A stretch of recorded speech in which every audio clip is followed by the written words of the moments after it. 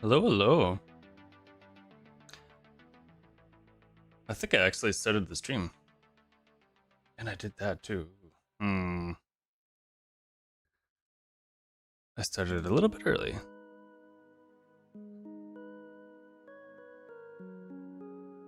Interesting. Okay, I will have to pay attention the next time. Well, no big deal. How's it going, everybody? Speaking of starting the stream, starting a little bit later than we normally have. The Labor Day? I can't keep track of all these US holidays. All my meetings got moved to Tuesday. You know how that goes. And it wasn't happening in our normal time slot. Well, no big deal. So today we are moving things around a little bit here. Today we are looking at a project that we've done a few times on stream, and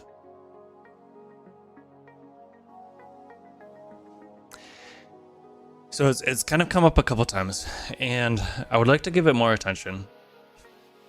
Part of it is just planning like what we want to do and where we want to take it.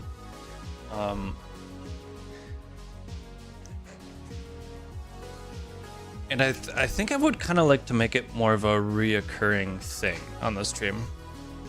It's a nice project to continue to keep coming back to, and I think I didn't turn on the music either. There we go. That might be a little bit better. I was the whole like stream just starting on me threw me off. I went to hit start streaming and I'm like, the button's blue. What's going on? So it's a good project to keep coming back to because I think there's like perpetual things to work on. And it's there's other things. There's other like topics in this like our streaming planning or streaming schedule that might take a little bit more work to get into. Whereas this is something I can kind of keep coming back to, and we can do it in between those other things that might take a little bit more setup or time, like scheduling other people to come on the stream as well. That takes a little bit more effort. Anyways, so I've got up just the main like landing page site. Out of there, kitty. What is your deal right now? This is not the normal one that provides or asks for attention the moment I hit the stream button. Hi. Yes. Do you want to come up here and say hi? Or are we gonna be shy? No, we are being shy today. That's fine. So actually I need to go this way now. I flipped my camera. I still need to finish. Nope, this way. It's gonna take a minute for it to me to get used to it. I switched this, and I plan to put some more things down here. Too many things to do. I think this layout though will make it a little bit easier for integrations to work with guests. But we'll see how that all works out. You too. Come on. You want to say hi? I'm also wearing corded headphones today. Testing out some. Whoop, this side. They're only $20, and they actually sound pretty good. I'm impressed. But I've got like some wireless ones. And from these are from Wise. I guess they're not actually labeled anywhere. Oh, they are. They're just, it's not easy to see. And then I got the Bose over the ear ones. But wireless slash Bluetooth doesn't always, it's not always the most reliable. Most of the time it works, sometimes it doesn't. It's nice to have a backup. But I just felt like wearing these today. Unfortunately, long story short, this is wiggly and the cat is staring it down right now. So if you see random paws come up and grab, that would be the reason. So this is what we have so far, and functionally it works. And there was other things that we were looking at doing. I don't think we've got anything that's in the cards for like fixing. One thing though that we were talking about was the kind of like splitting things up and not having these pages be so overloaded, and giving a better view into each specific thing that you care about. Like there's times where you want to like do setup and like lay out your transactions and accounts, and there's times where you want to like view the actual cash flows. So some of these pages are a little bit overloaded, and I think that was kind of what we were working on. Maybe backing up a little bit and giving a high level of what we're trying to do here. In your typical financial type app, the history of your transactions seems to be something that's they will put a lot of effort into, or you as a user need to put a lot of effort into maintaining. And having that historical context is beneficial,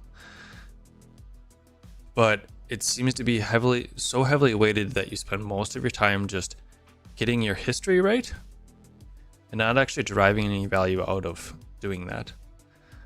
And I think the important part is to like have the ability or the data there in a way that helps you make decisions.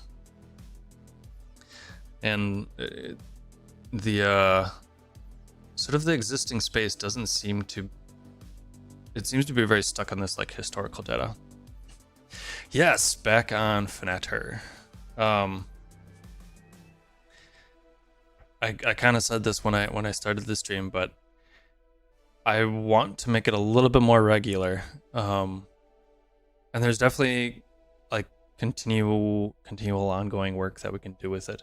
But the fact that it is both a web app and I think we have the Tauri app all set up with it.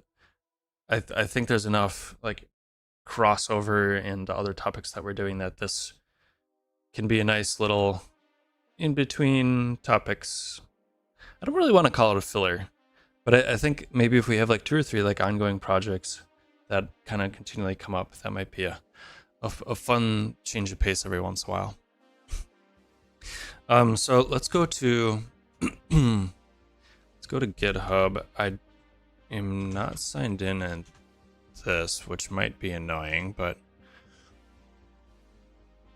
maybe it's not going to be too big of a deal. There is a whole bunch of existing pull requests, mostly from our Depfoo is a like Dependabot-ish integration. Dependabot, if you're unfamiliar with, is the GitHub branded thing that helps you like keep your dependencies up to date. It started off mostly as security, but I think it's moving more into just like general dependency maintenance. And I guess we've got them kind of, I want to call it fighting, but they're both providing support here. Hey, what are we doing today? That reminds me. I need let's see. I open up like a streaming to do thing here. Nope. Okay, that's not what I meant to do, but It's fine. It's fine.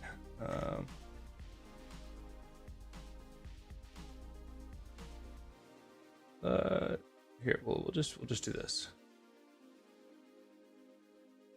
Yeah, that's fine. That's fine. I just so this is my personal vault.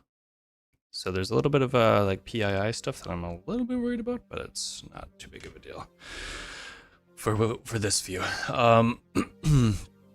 Project. Add project command to stream layout. No, stream chat. And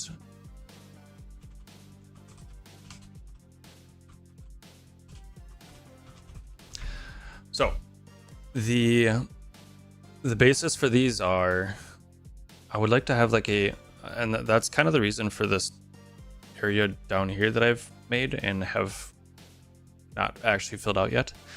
To-dos or something to give information about like where we are in a project. It's less of a deal when we have a very specific topic that we're working on, but something like this, where it's more of an ongoing project, that's going to be a little bit, I think that's going to be more beneficial, having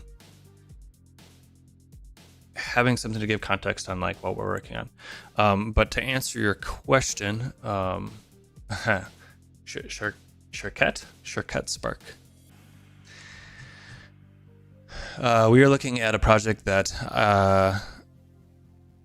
I've been working on for some time, with a handful of others giving occasional contributions. I think we've got some work on a separate. Yeah, we've got some work on a separate feature branch here. But this project is a way to help you do financial planning. It has both a website and then I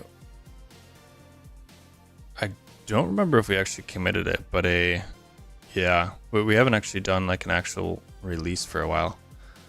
But it does have a Tauri app. I'm pretty sure I did an upgrade of the Tauri app on stream, and I don't know that I've actually committed it yet. So this is ripe for attention. But the idea is that instead of using, putting all your effort into tracking historical transactions for any of your personal finances, you can kind of lay out what is the current value of your accounts and what are the expenditures or the income that you're expecting to come in. And the basis is you don't want your accounts to go below zero. And that's kind of it. That's kind of it at a very high level. The technical accounting term is cash flow analysis, and it seems to be something that's much more business oriented, not personal finance oriented, which I think is, I actually prefer to plan this way over every other personal finance app out there. But personal preferences aside, the idea is that we want to like make this the ability to do this type of planning more approachable for personal finance. So we've got, what do we have for issues? We have a couple things as far as testing and some of the more marketing pieces of it. Wow, 3 years ago. So we set things up with a library called microsites, which hasn't seen too much attention. I suspect something that's going to make sense is to pull that out for something different.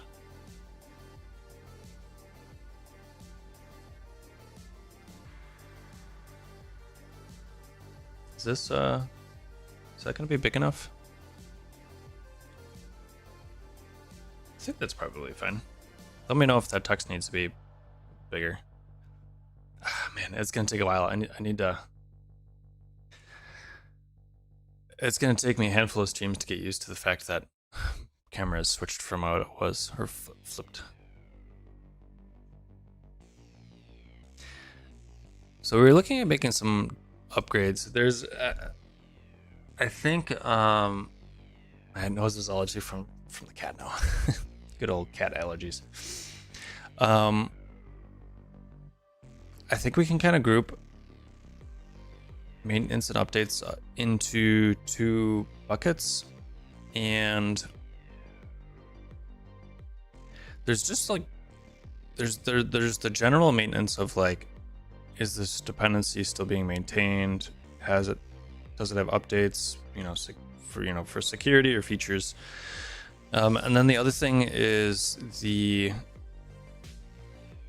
when we're thinking about ways to bring people into using the app, like what is that experience? And improving the experience for people using the app and onboarding into the app, I think, is something that we would prefer to focus on.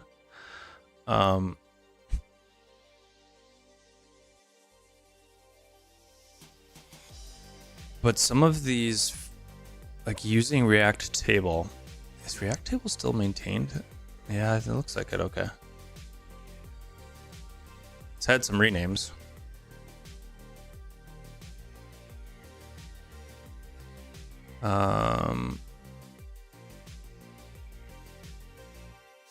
Examples?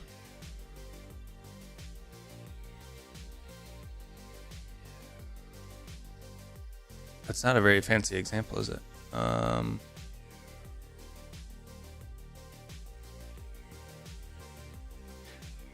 Dimitri, smooth UI is always appealing. Yeah. I am, for better or worse, much more of a pragmatic, like functionality type. Like my personality tends towards that. I can recognize the value of a smooth UI though, but unfortunately, that is never something that I tend to find myself wanting to focus on.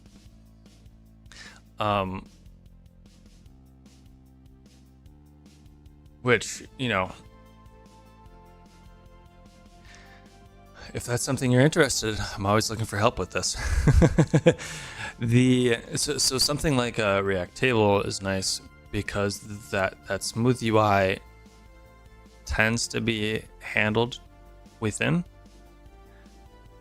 And I mean, we've got a pretty decent table so far. So this is like our table component. But we've effectively implemented it ourselves.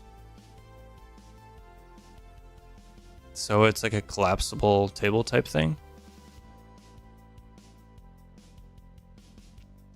And I think something like this also does it. I don't know, maybe not.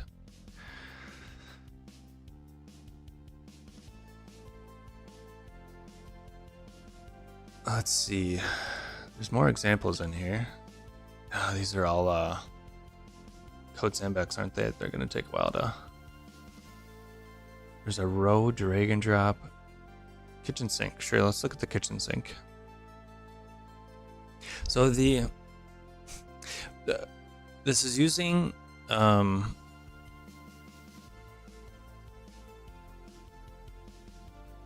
it left me. Holy cow. What is the Tailwind? It's using Tailwind. Not because I'm explicitly sold on Tailwind being the best way, but it seems like that would be the most approachable for folk to come in and like help out. Okay, so this, it's got searching within here.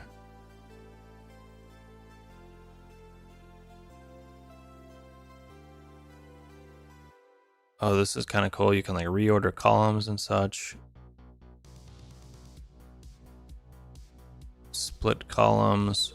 You can show specific columns or not.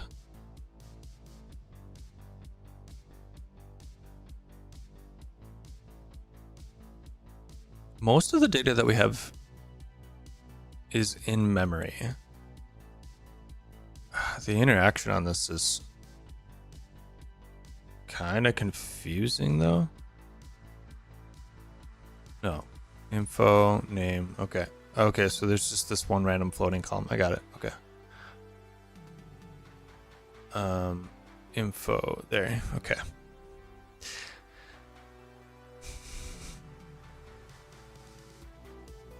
The question is like, is this going to be a big value add? I think what we have here is probably functional right now.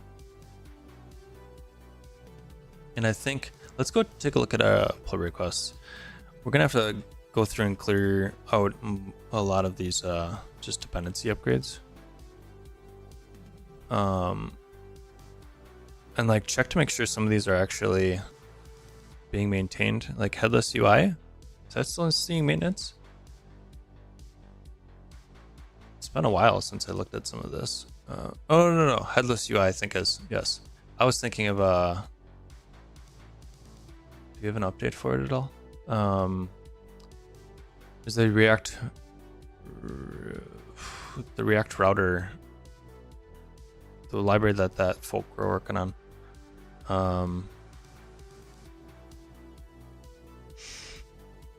What is that? React router.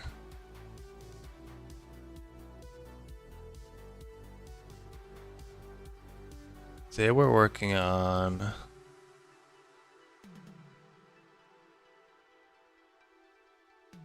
Reach. Where's Reach router?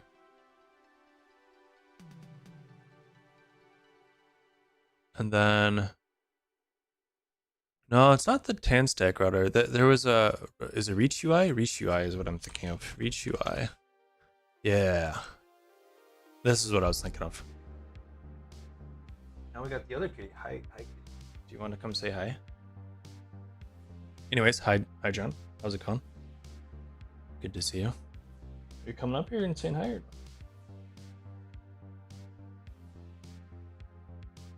Hey. You coming up or no? Come up and say hi. There we go. Hi.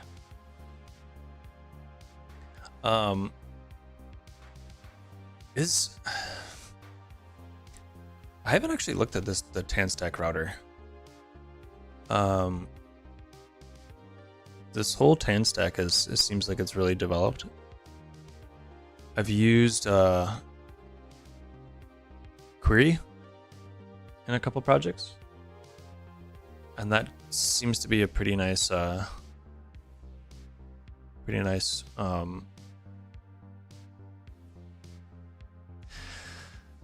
apparently words are hard today. Dan Stack Query seems to be a pretty nice user experience. There we go. I haven't used the router though. There's React charts. There's a charting library too. Interesting. I don't think there's going to be a reason to move off of D3.js. It takes a little bit to get into. But I think for the type of interactions and like usability that we want to enable within finatr, I think it makes sense to stay in D3.js. But some of these other things like the table might be valuable.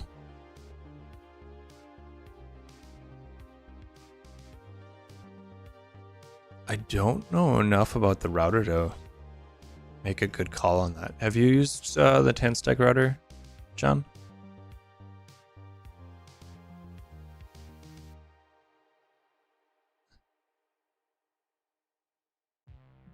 One of the things with what we have built so far with finatr is that most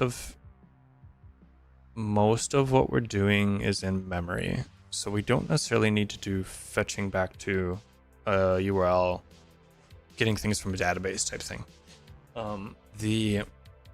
One of the things I was trying to focus on was local first. And so the idea being that you have a file and you just load the file and then everything's in memory from there on out.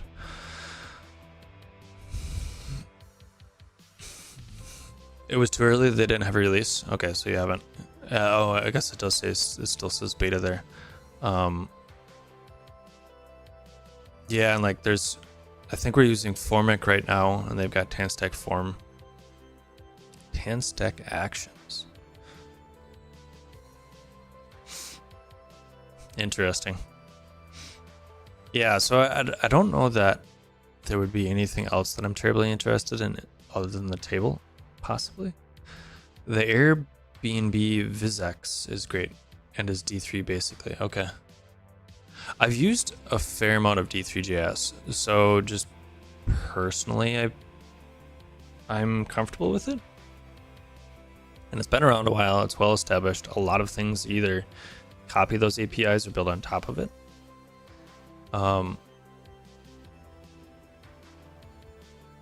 What are they on? Does it even say here? So version 7, so we're not really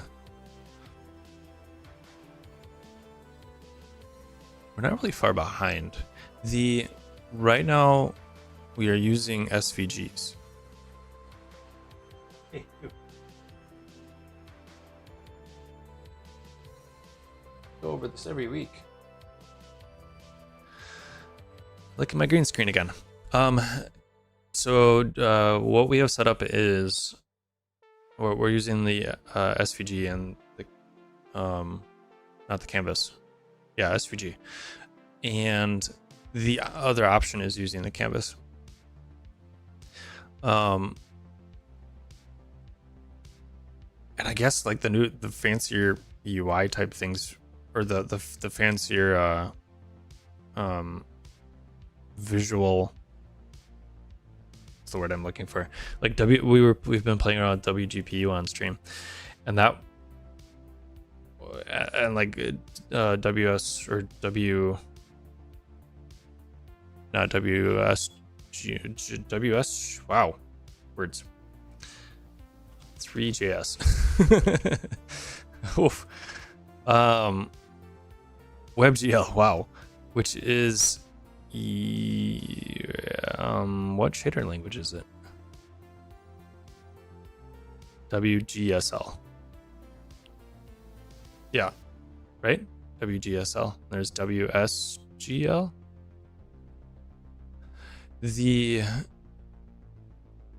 And the newer API is WebGPU. I'd be hesitant to try something like that for like 2D charting, especially we want to make this performant. John says you meant it was on top of D3, so anything D3 you know is there, including add-ons. Gotcha.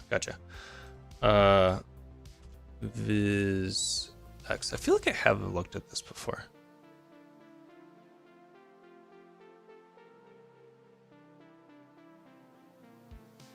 Interesting. Bring your own state management, animation, or CSS in JS solution.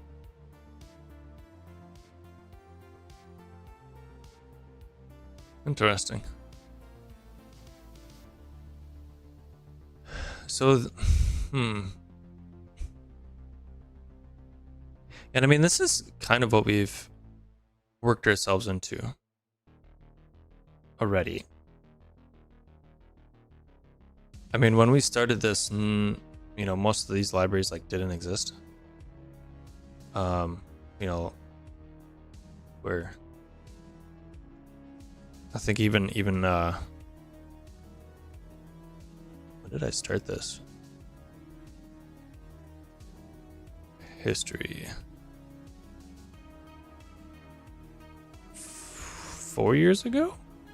But this also came out of a whole previous thing that I was working on. So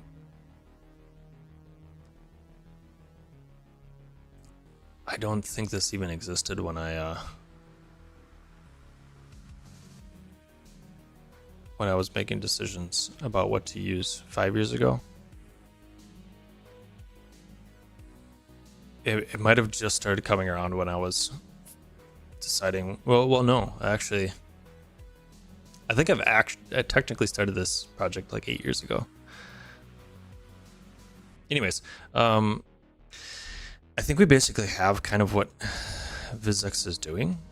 I wouldn't be opposed to potentially working into something like this though, but it wouldn't make sense to be like a wholesale refactor, I don't think. And that's probably the basis for a lot of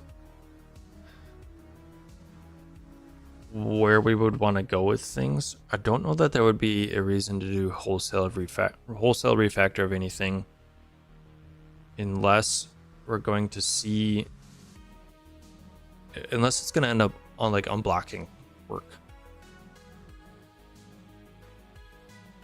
And like, I think the table might be nice, but I don't know that there is anything that we specifically need from it.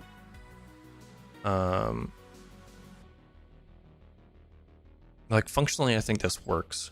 Well, we were gonna look at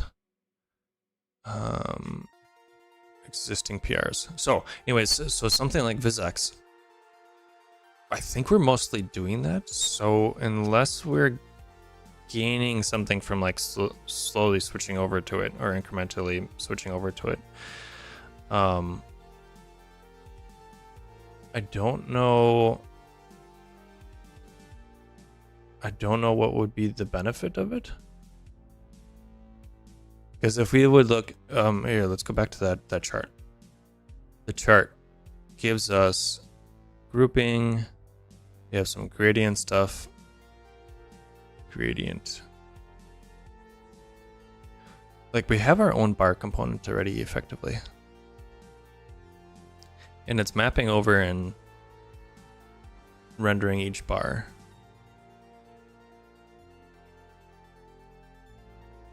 So some of rectangle, bar height. So some of what we're doing with the D3.js integration is using D3 to do the animations. And a lot of these type of libraries, what it's doing is it's setting up components to help you render the SVG, and then you have to handle all of the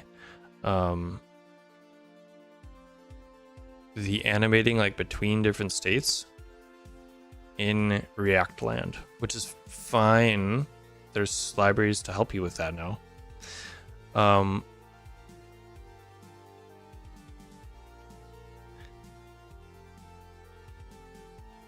But some of the like data type transitions in D3.js, I think I might end up preferring to handle most of it in D3.js. Especially since we've already established that. So I think if we would make a switch to something like Vizx,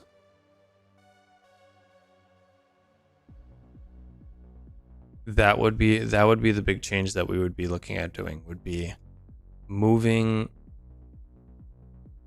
We still have to take the data and put it in a state where we can render it, but where we're handling the animation and mutating between different data types or layouts or what have you, that would be the big switch. And I think that would tend to, from what I've seen, I think that would tend to be the case for most libraries that we would use that are like React charting libraries. We're shifting how we're dealing with sort of the I mean, I guess it makes sense. React is kind of a view library. We're shifting some of the view and animation considerations out of D3.js and into React land, to where D3.js helps more with just like taking the data and putting it into the state that you can render. Again, neither are wrong.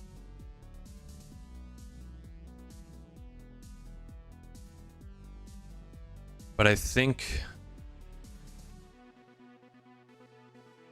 it used to be that the ability to render in, or excuse me, the ability to animate within D3GS was stronger than what we could do with, because we were animating in a way that had the context, like the full context of the states.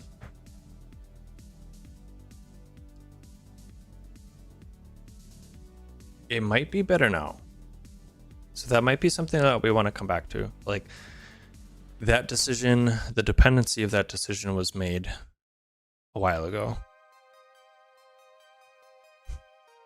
Okay, so I do have, coming back all the way around to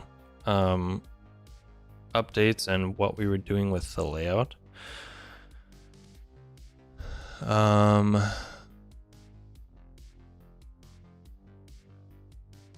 So we have pulled some things out, and we have moved around the routes a little bit, and that is not on the main branch so far.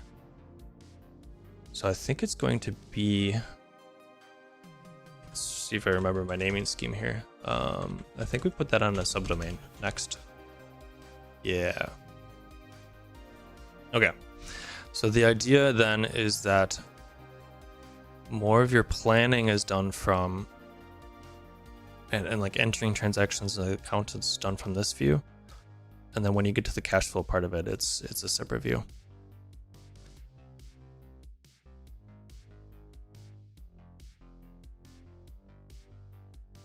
So there's probably still a bunch of work to do as far as like onboarding somebody into getting set up with this.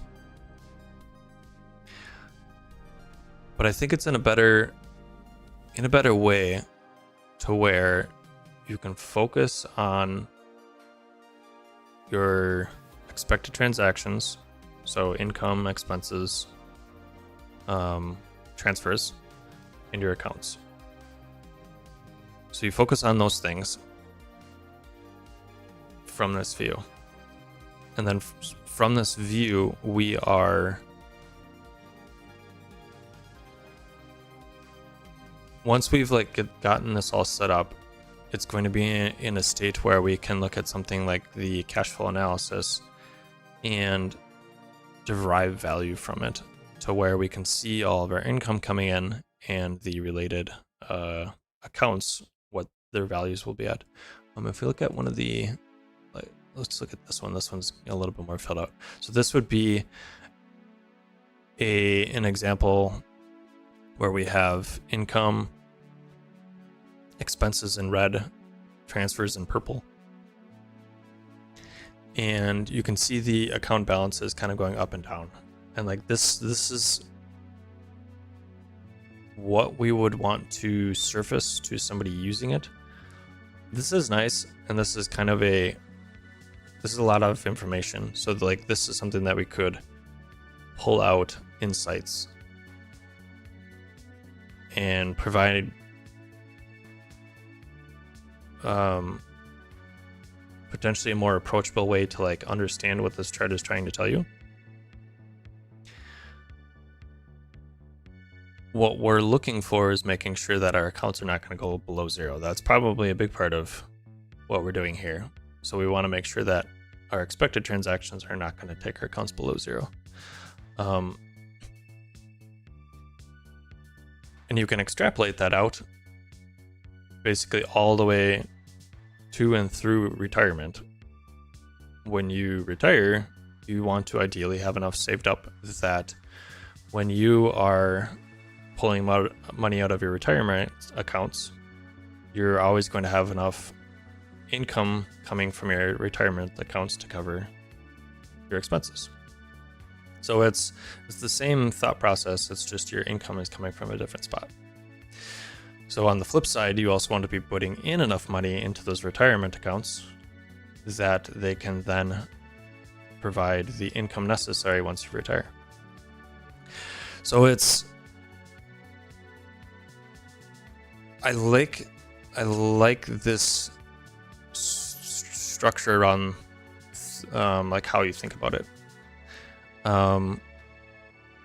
I'm comfortable looking at this type of charts, but I know that's not something that is applicable to everybody. So I think we could probably do some work in like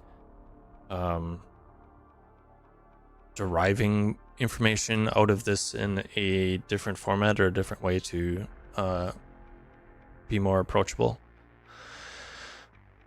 So you can kind of see we end up filling out a bunch of transactions and the accounts, and we have a chart here that gives kind of a breakdown. And this might be something, and this is why I was thinking more of using this as an initial onboarding piece,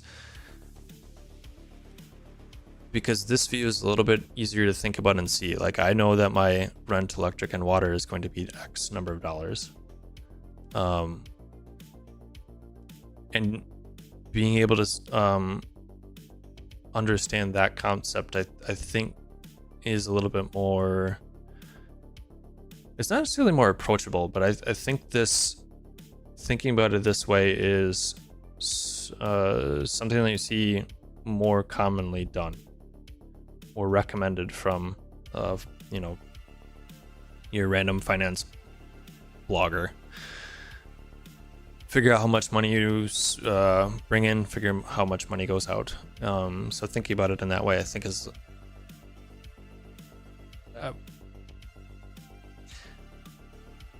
I don't know if I want to say more common, but more often seen, or I've seen it more often. So I think all of that being said, React table probably is something that might make sense down the road. I still don't see a reason to like make that switch right now. VisX, as you had mentioned, I think kind of the same situation. Also TanStack router. It's still in beta. I don't think that routing needs are too deep here that it would benefit from.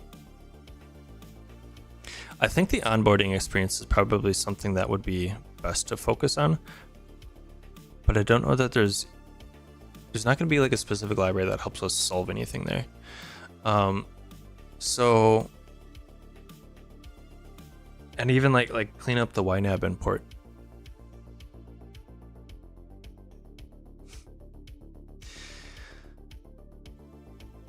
It's probably helpful to have that as like an option to onboarding. But if you're already using YNAB in a way that onboarding that way would be valuable, I feel like something like this might be less sticky, because now you're having to maintain two separate things. So I think focusing on the onboarding experience is probably going to be the best bet. And we can maybe do some things as far as usability goes moving forward, but I don't think, at least as far as our current issues go, any of the libraries that we've discussed or noted here are going to be a silver bullet. Not that anything really would be, but I don't see anything that's going to deliver immediate value.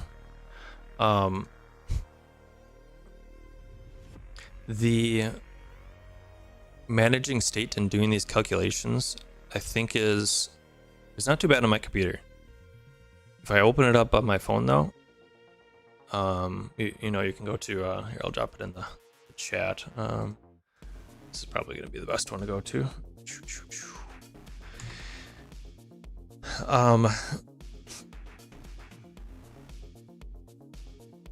I still need to fix it's cutting off the URL in my chat integration. If you open up that up on your phone, it's not, at least last I tried it, it's not terribly performant. I'm actually gonna Can we do that right now real quick? Probably not going to show it on stream, but to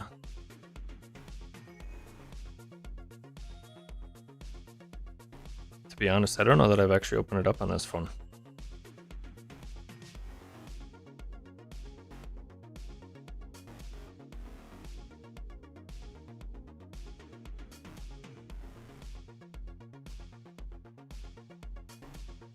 It's not bad. It's actually not bad. The years ago, 2-3 years ago, maybe a phone or two ago, it was quite noticeable how fast it would render. Because we are doing a fair number of calculations on the client side. Here, I'm looking at the old one now.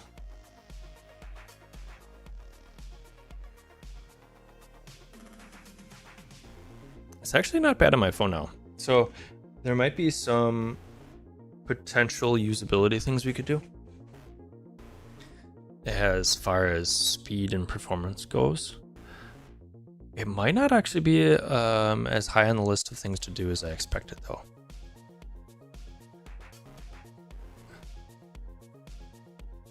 Which is good. So I think, what is thought I saw some emojis.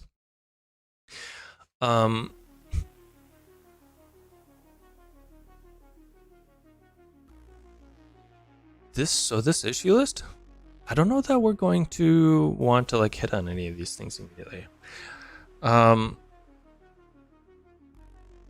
I don't think there's any other libraries that would make sense to bring in. Here we can go take a look at our like package.json, and that might give a little bit of indication on where things are at. Like it's the React version is not too far behind, and this would be on the main branch. Yep.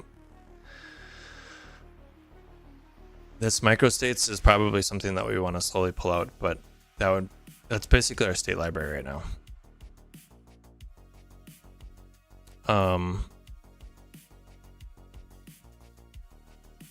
And I'm actually kind of tempted to switch to, we're not using TypeScript at all. I'm not sold on specifically switching to TypeScript. I'm curious of comments that, not as a, I want to start a flame war, but I am curious on thoughts for UIs. I've used a lot of TypeScript for backend and for library type work, and I see the value there, despite the effort required to do it. So I'm not specifically sold on any direction. I suspect Formic is probably going to be the form.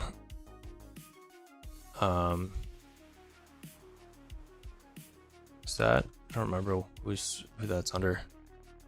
Is that an org now? Oh, it is still under Jared Palmer. I think Formic is probably the thing that we still want to go with. Something else that I've been using a bunch lately is RSJF,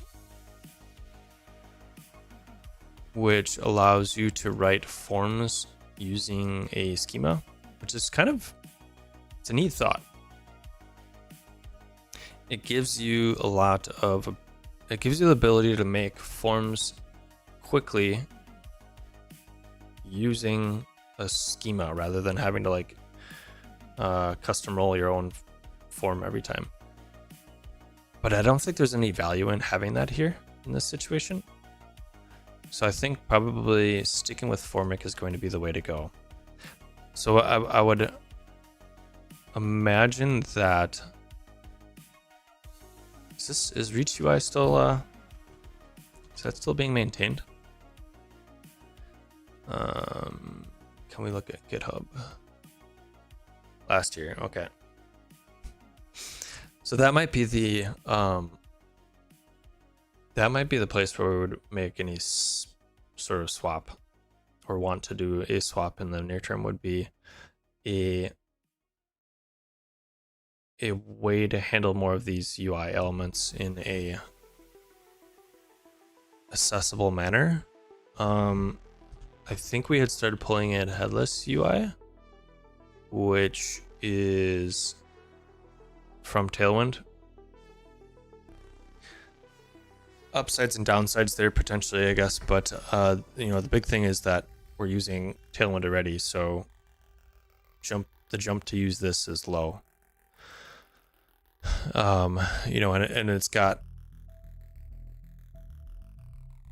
it has a lot here already that we could potentially use. I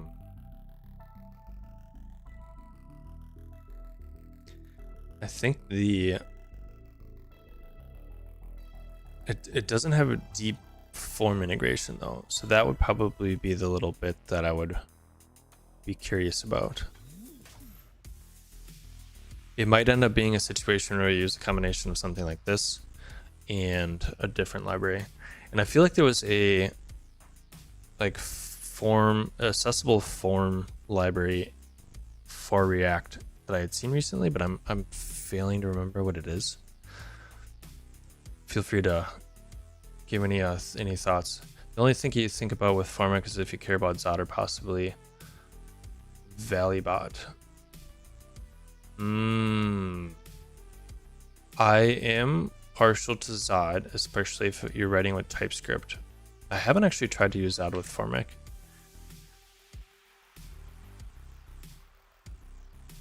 So, does Zod have something that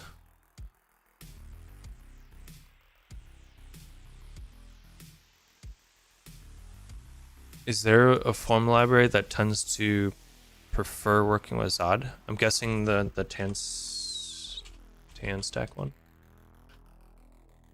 I don't want the table, but this was the easiest way. Tan stack form. Is its primary integration Zod for?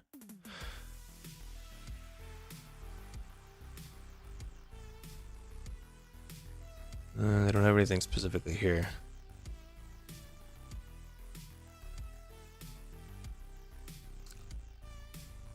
I'm guessing so, since we've been talking a bunch about TanStack. So presuming that might be part of the reason that you're also bringing up that thought, John. But that I do have a preference towards Zod, considering how much I've used it and enjoyed using it. I haven't actually used Valleybot though. There will probably be a video at this. That's funny. How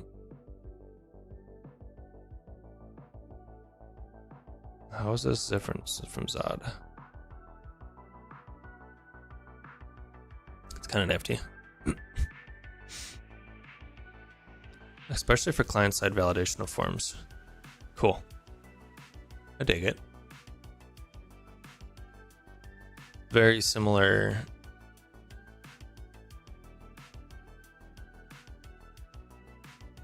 Oh. Still pretty new, eh? React hook form is the Zod preference.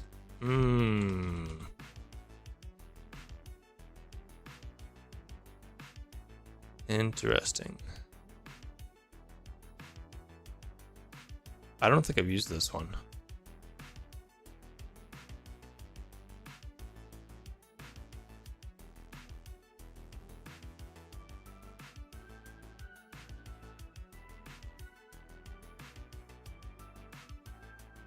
I think something that's going to be important is the way we handle validation.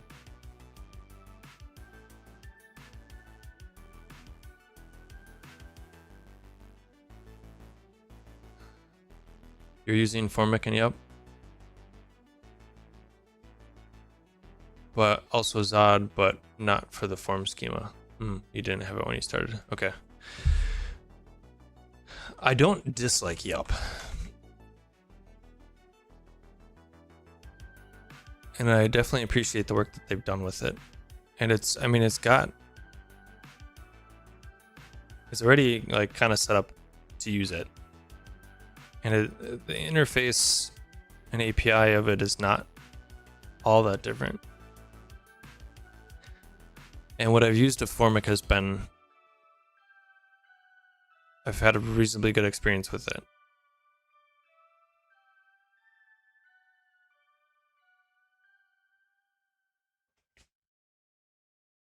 So I think I might be comfortable with Formic and Yup still. So then the question is,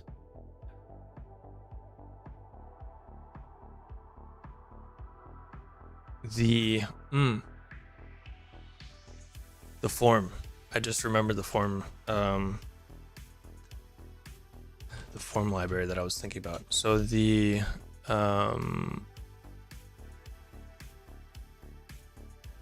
who's the main person that worked on Parcel? Devin. Devin works with Adobe, and they've been working on,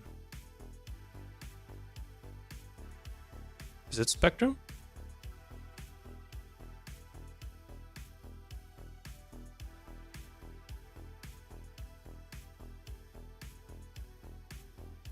React Aria, I think is. Yeah. And this has got, I think it's React Aria. So I don't think, let's see. What else do we have in? We've got Spectrum, React Stately.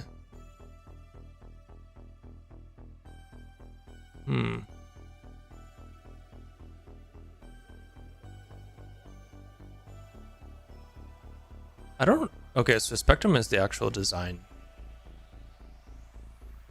system. I don't really feel like I need that specifically.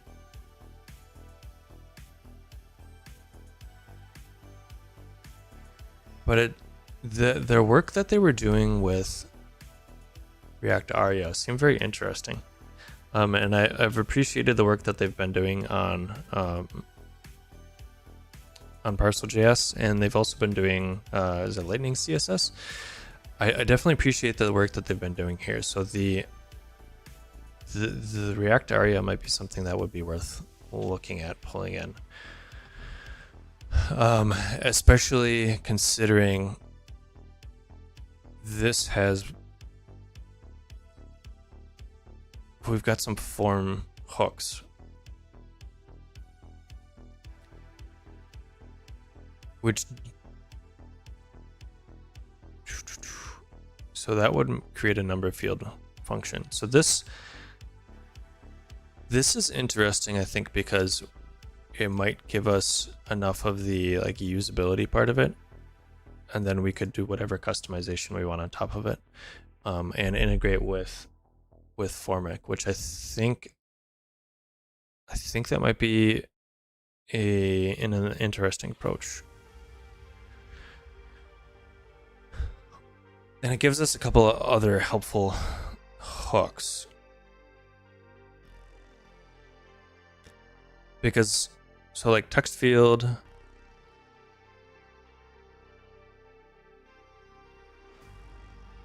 checkboxes, number fields, those are going to be a lot of what we're working with.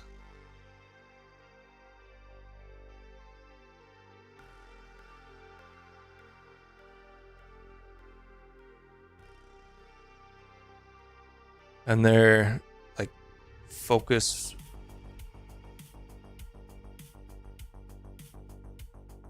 use color area. Yeah, so like this kind of stuff I think might actually be, and like, yeah, date pickers and such.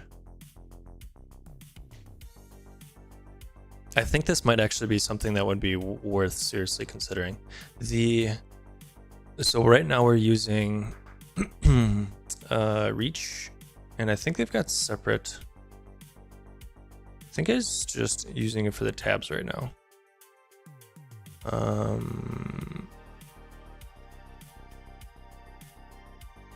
I don't even think we have a date picker in here.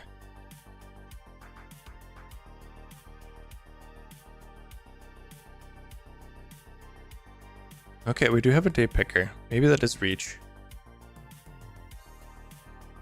But if we were looking at making a switch of something,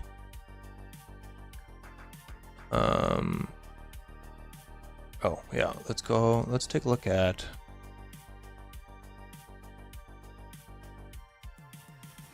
elements, components. So tab view, I think, is using the reach tabs. Yep.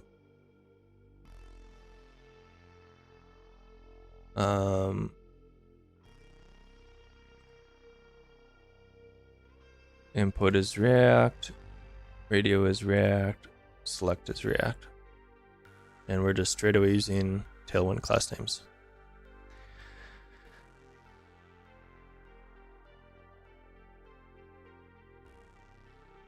So I could see that. I could see this React ARIA being something that is going to be useful. What about the Lightning CSS? Right now we are just purely using Tailwind with these big classes. And then it's going to be dependent on what version we're on. Are we still wired up with Parcel.js too? I think we are. Yeah.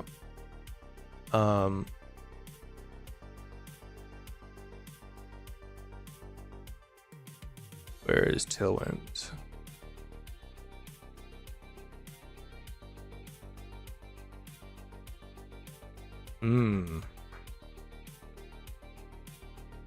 Tailwind, and is it post CSS?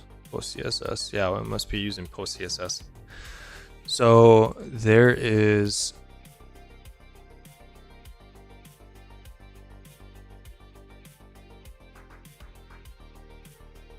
parcel, just prettier, bunch of Cypress tests.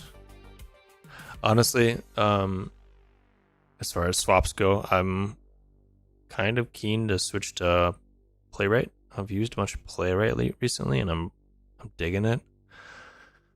I think it's come a long way, and that might be something that would be interested in making the swap to Cypress to Playwright. That is not going to be specifically user focused as far as value add, but that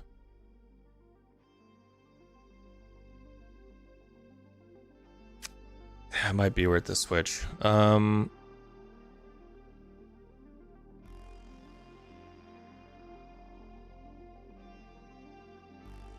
So where is it? Transformer. Is it just automatically running this? Tailwind CSS forms. Okay, so there's a purge wired up there.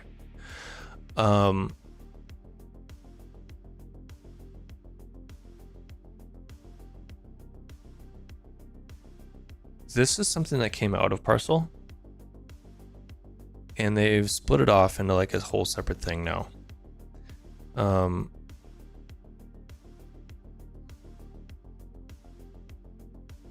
Import the node module and call one of the APIs.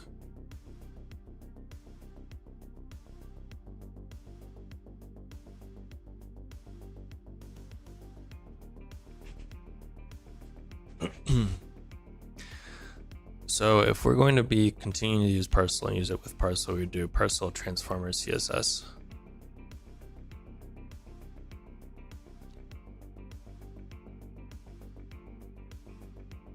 And like we could use it directly from the CLI.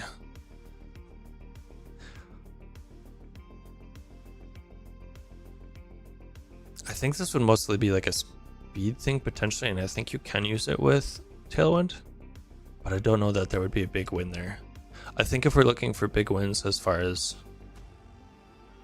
dev, like being able to to push the project forward in a meaningful way. Big improvements as far as like DX go, or like something that's apparent to the user. I think I'm okay with formic and yup. I think I'm okay with Tailwind still. The switch from Cypress to Playwright would be very much just DX.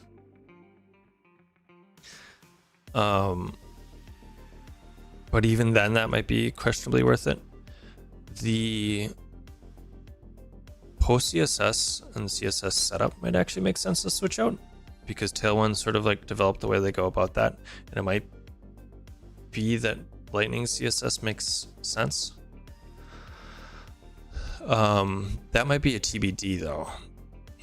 I think D3JS stays, probably date function in Big.js. Deniro.js might make sense to pull in instead of Big.js though, and or maybe on top of. There is a separate issue for that though. I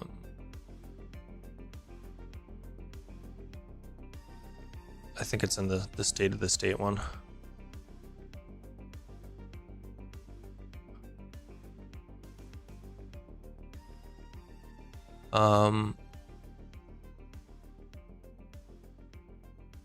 Yeah, so I think let's look at date functions. That's still being maintained, right? I know they've been having it's one of those libraries that's like deeply dependent on, but they were having a hard time maintaining it, I know. Okay, so 2 weeks ago. So we're not too outdated, and I think it's probably has everything that we need functionally.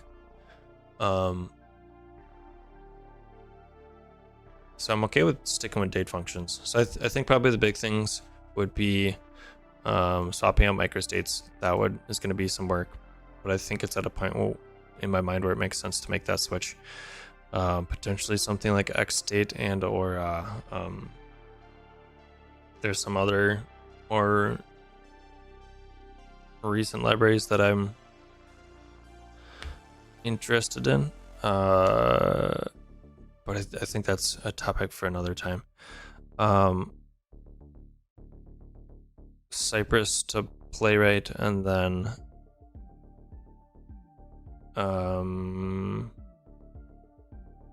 not headless UI, Reach.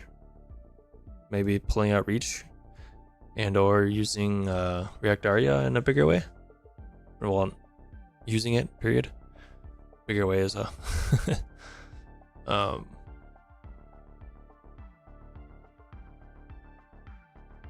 kind of a bigger way is a misnomer if we're not using it at all, right?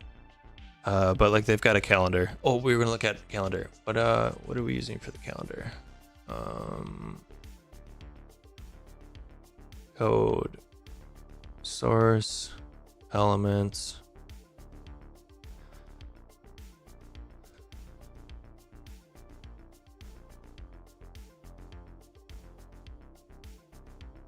Are we strictly relying on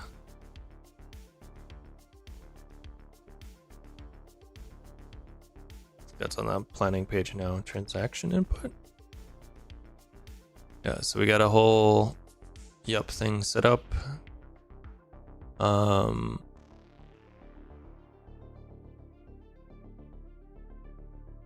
Where's the date? Category type, description.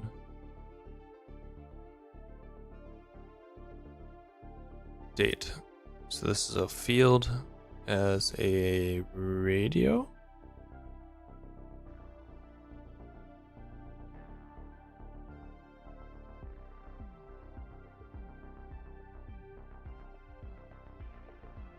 Really?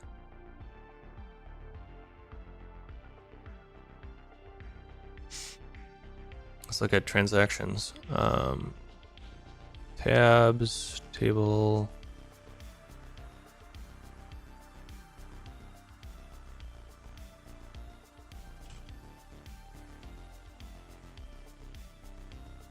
Okay, input type date. So I think I think we're actually relying more strictly on the date picker that's like built into the browser now. This is like super bright. So if I click on like this, this is, I think, coming from like the browser. So here I've got Edge opened on the side. If I go to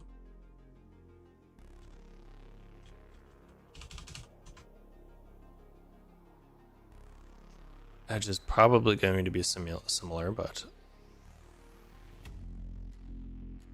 pretty close.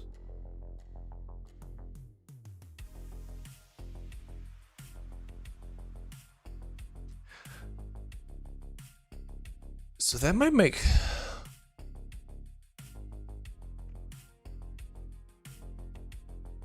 like, it's got a lot of the same things.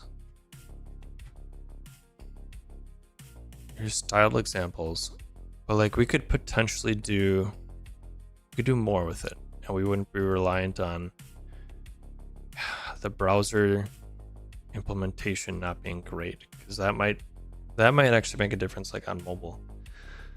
But it's all gotten a lot better, that it might just make sense to rely on the browser. Let's go and close that. So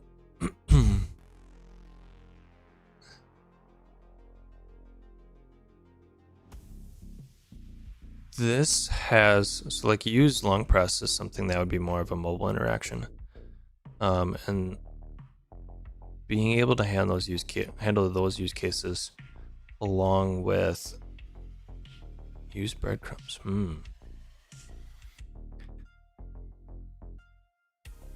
I don't think there's any internationalization that I'm keen on doing. Filter. Ooh. Date formatter.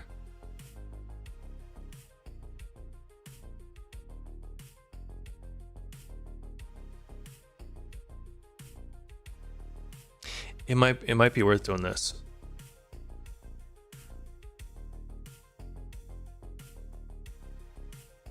So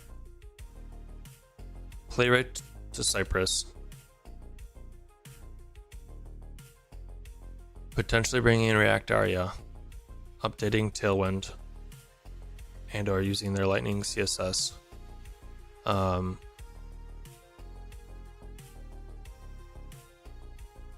And then microstates. Pulling out microstates for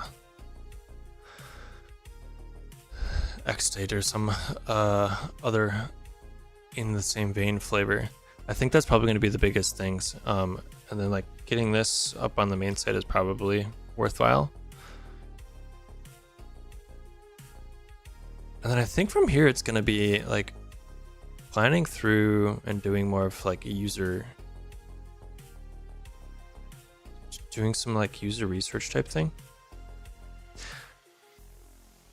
At least microstates will be a small change. I hope so.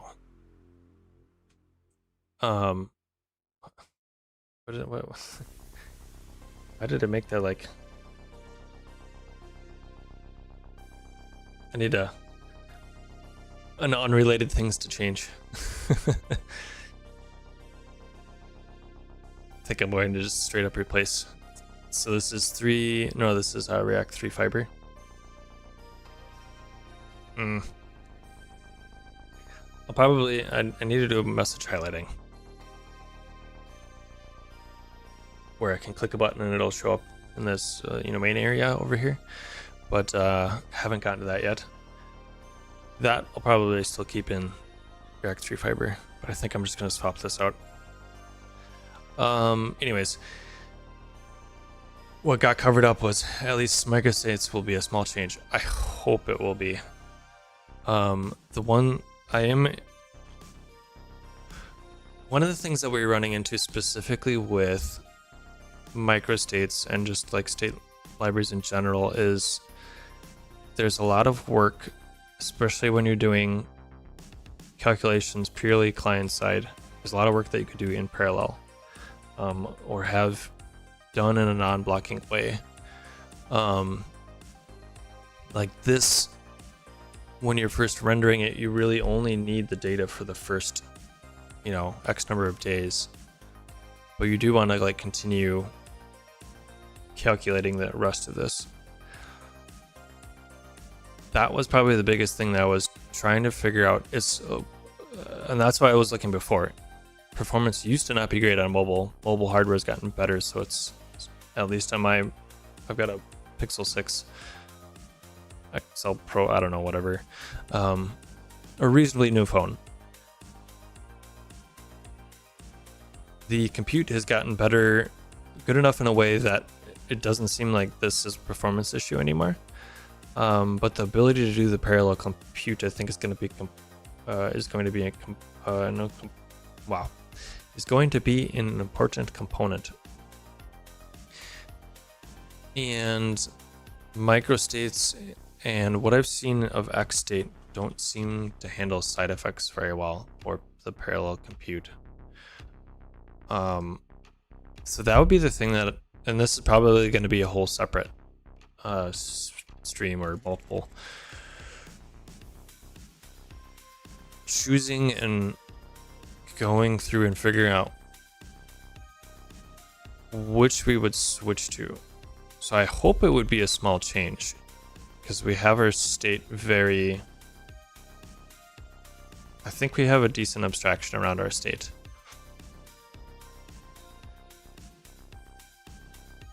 I think thinking about it very much in the way of finite state machines makes sense, but I'm worried about the side effect portion of it.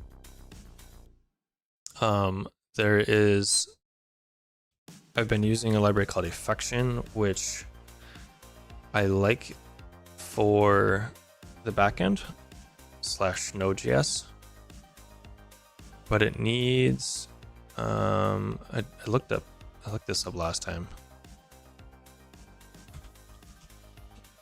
NeuroSnap. Yeah. Affection, especially V3, which is still technically alpha, I enjoy working with it, but it needs additional, more help, more abstractions on top of it to use it in the front end, is sort of my feeling. And that's not that's not a bad thing. That's not. There was kind of that expectation, but it just hasn't happened yet. But NeuroSnap has gotten into things, and they were using Redux Saga quite a bit, and they've been really jiving with the idea of Affection, and they built StarFX. I'm not dead set on using this, but I do have it on my list of things to look at / dive into further, because it has some really neat ideas around like parallel compute, and the way it's handling errors is much more Rust-like, the result type. I really like the way that these things on top of Affection seem like they would be nice to work with. They do have a talk. I think they did a real great job of kind of explaining and walking through the process of getting to this point. And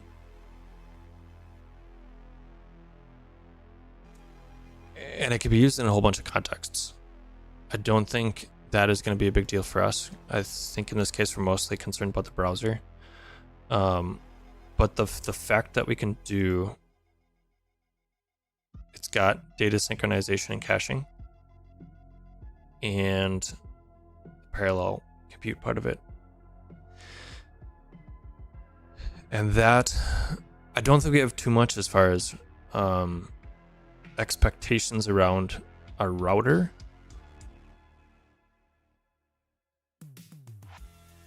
So I think this would provide a good experience. But I don't know how much this is going to be doing or handling as far as state goes, state transitions. So I think there's some TBD there. But I think, to your point, hopefully the microstates change should be a small change because we have things abstracted enough where we would be just switching the input and like playing around with the state and putting it into a form that can then be understood by D3.js. So I think those would probably be the things if we're looking at check marks or to-do list items. Cypress to Playwright, more of a DX thing. Microstates to something else, TBD. Ideally with the expectation that we will be able to better handle parallel compute. And especially as we're thinking about like React, or as we're thinking about integration with Tauri and or like Tauri mobile, I would still like to ship a web app, but if we can do parallel compute, we don't necessarily need to do it all on the JavaScript side of things. It's something to think about. Nero.js and React Aria. Those are probably going to be the big things to think about. I think I'm fine with Formic and Yup. As much as I like SOD, I don't know that that's going to be a big win. And I think as it stands right now, I'm kind of okay with the D3 integration. We're purely using D3.js right now, which is not necessarily approachable to any, to everyone coming in to try to help out. But I think the transition management in D3.js is still the right call at the moment. I think that probably covers most of the things we could do as far as like technical implementation. Post CSS and Tailwind. Oh, I guess that's the other thing. What are we at now? Like 6. Post CSS. Here we should write these down. What's this? We do.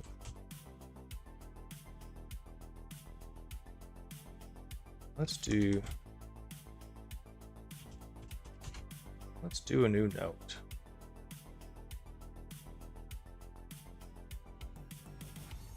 To do.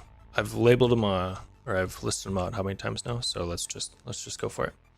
We want micro states to question mark. We want Cypress to Playwright.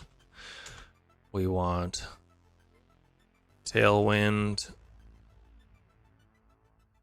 with post CSS to question mark, maybe Lightning UI.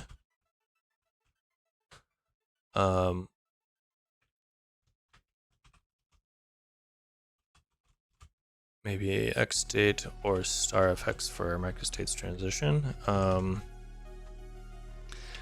Reach UI /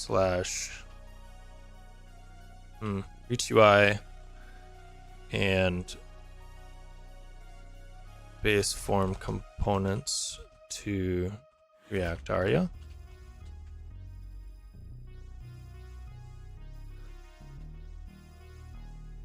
This is why I needed to write it down. Is that it? We were talking about TanStack table.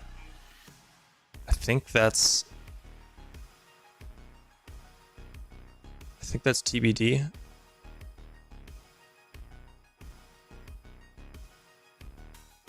Nero.js.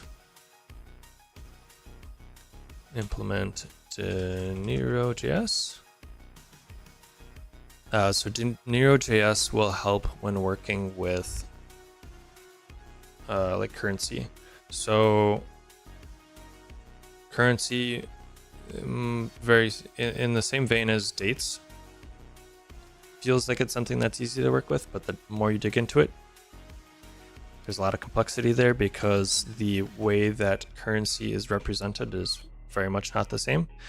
throughout throughout the world.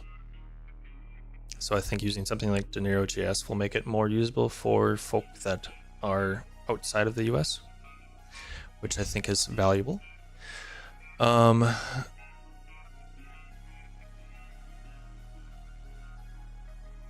What else do we have? Date functions, big.js.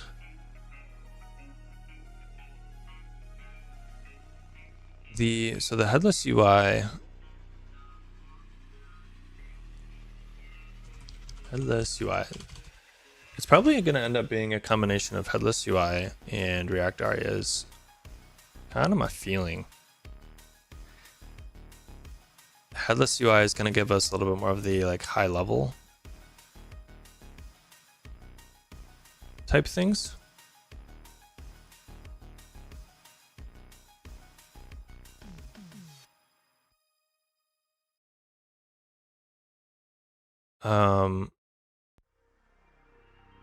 Like right now we're using Reach UI for tabs. I suspect we switch to this for the tabs. Or React Aria completely. Do they have tabs? Use button, toggle. I mean, so like this is a toggle button. And drag and drop, checkbox. Use tab list. Okay, so this has a tab. We might just want to. There might not even be a big value add in using headless UI. If we end up pulling in React Aria.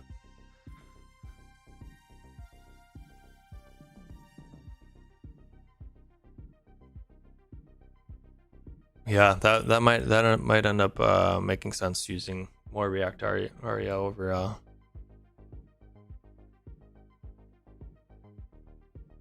So we're gonna say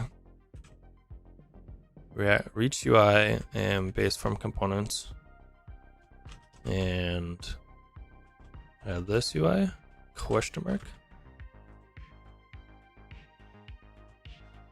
It's dash, right? This doesn't matter that much. I am definitely curious about Lightning CSS. We could theoretically look at using a different bundler.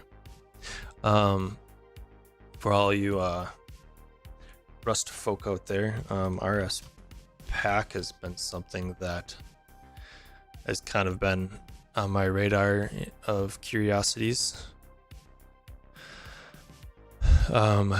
SWC was kind of the thing that I was interested to see continued develop of. But it seems like, and this is something that I think Parcel.js pulled it in pretty early on, which is where I got gained a bunch of ground.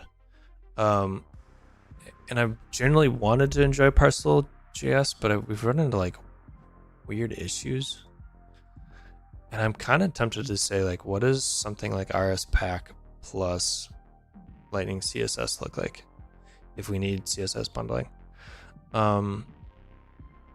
Or maybe even, I think Tailwind has a built-in like CSS thing now. I'm curious. But again, that falls into like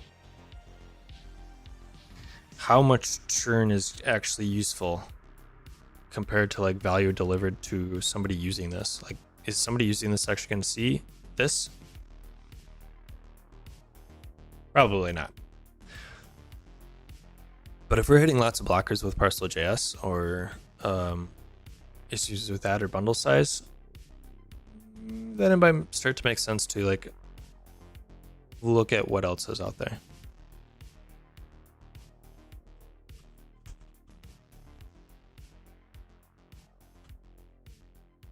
So we'll put it on the list, but I think that's probably going to be something that doesn't make sense to immediately jump on. I think that about covers all of the just thinking about what we want to do as far as like maintaining this and moving forward with it. I suspect next time we come back to this, and feel free to like leave comments or whatever on suggestions, or hit me up on the socials. What would be a way we can improve the onboarding experience? Why Reach UI? Yeah. Did I have Reach UI? No. Okay. Maybe that wasn't clear. Reach UI, and we have just some like tailwind on form components, and potentially headless UI. All three of those, I think we could potentially look at swapping to React Aria, because that seems like it's well maintained, and it seems like are putting into the effort into the accessibility parts of it that I was hoping for and expecting Reach UI to end up helping us out with. So, to your point, John, I think it makes sense to move off of Reach UI.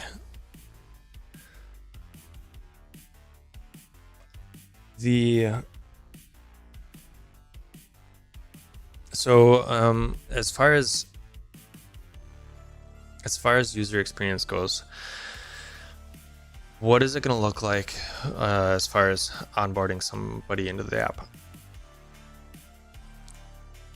I think that's probably going to be something that we can discuss further, and we might want to do some like mind map, like Excalibur type thinking about it, where we can plan out features in a little bit more of a high level way. Because I think functionally what we have can work. And like assuming we don't have any bugs or anything in here, I think this is already in a state where it's usable. But we don't have any information on like people using it, and I don't have any like there's no tracking or analytics on this, so I think maybe that's an option. I'm big on local first and keeping this type of data private though, for many reasons, but specifically, finance app, I think that's something that's important to me. Which means as we take this further, it's going to require a lot more effort in being smart about how we are choosing features and where we're taking things, because it's going to require more direct conversations, I think. I suspect that this isn't a place where it would be useful for some, but how do we expand that? How do we expand that in a way it's going to be more useful for a larger swath of people? And I think some of it is like we're very chart heavy right now, and that's going to work for a subset of people. What does it look like if we want to expand that?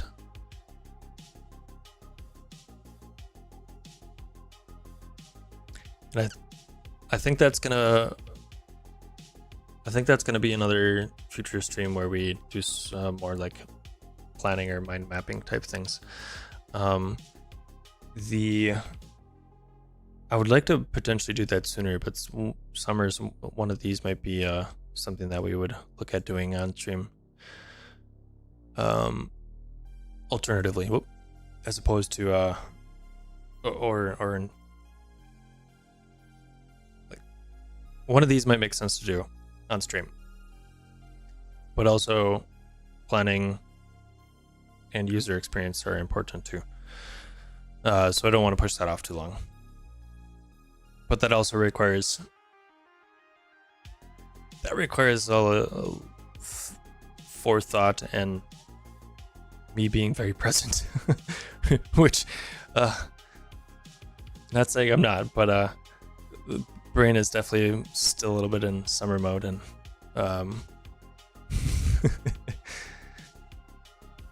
yeah, that would require a lot of focus. So I would definitely personally like to be in a spot where I'm down for having that conversation. So I think, is there anything else? I think we've covered all of the like dependencies and like where we would want to take things. Any other like updates or anything? Like we could maybe update the version of React, but I don't think that's gonna be a big deal. I mean, we're still in Jest, so maybe some of the testing stuff, but I don't know that that's gonna be a huge win.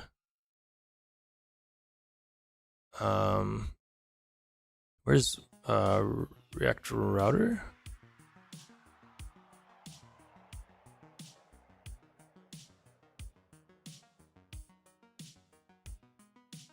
Where's the other React router?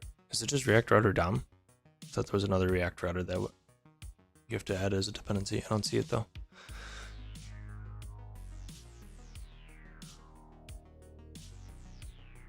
I think we're not too far behind on things though.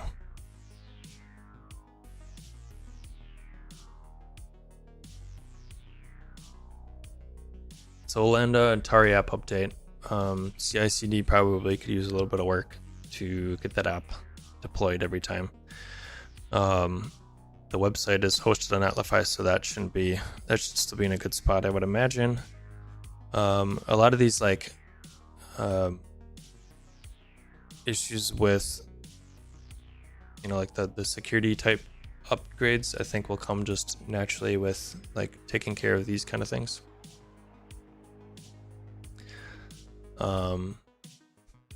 React 18 in the double render strict mode. Okay, React 18 and the double render strict mode, and understand why, but it still rubs me as not a good thing and want to be free of it. Yeah, the direction React has been going is interesting. And it seems like it's taking a lot of direction from the will of Next.js, which is a thing. I don't know that I've got anything that actually bumped to React 18. Is like once 16 and 17 landed or so, I don't feel like there was like a huge, like all the fancy stuff was like everything should be hooks now. And yeah, stay on 17. I think that's probably fine for now. I don't see a big reason to upgrade unless there's going to be a need for it.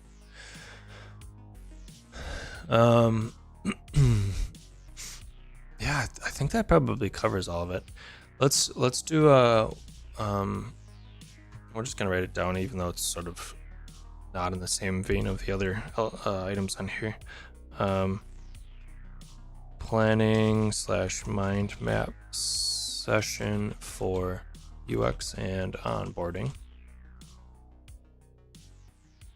So I think in doing some of this too, I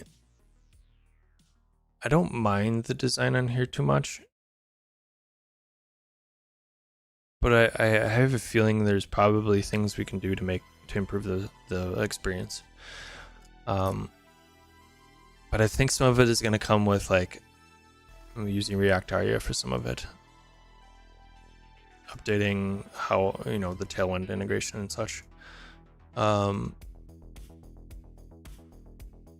Like it'll make sense to handle some of that at the same time, and we can make little improvements at that same point.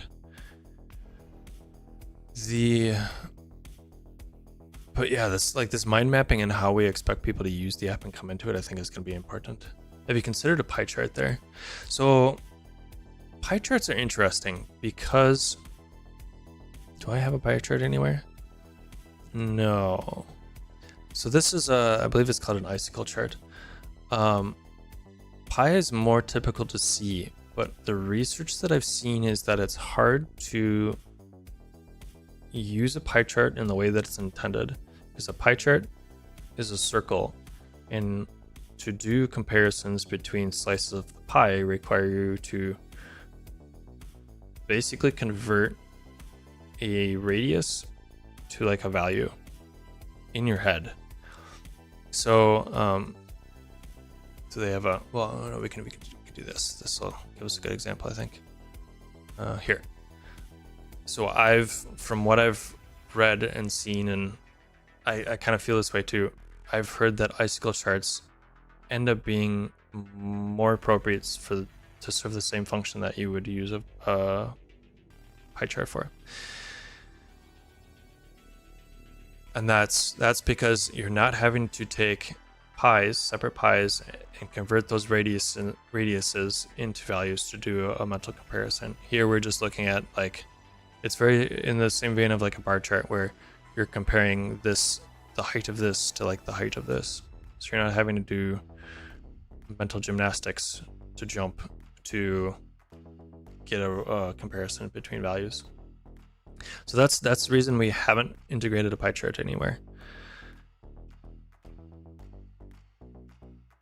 I think there is something to be said though about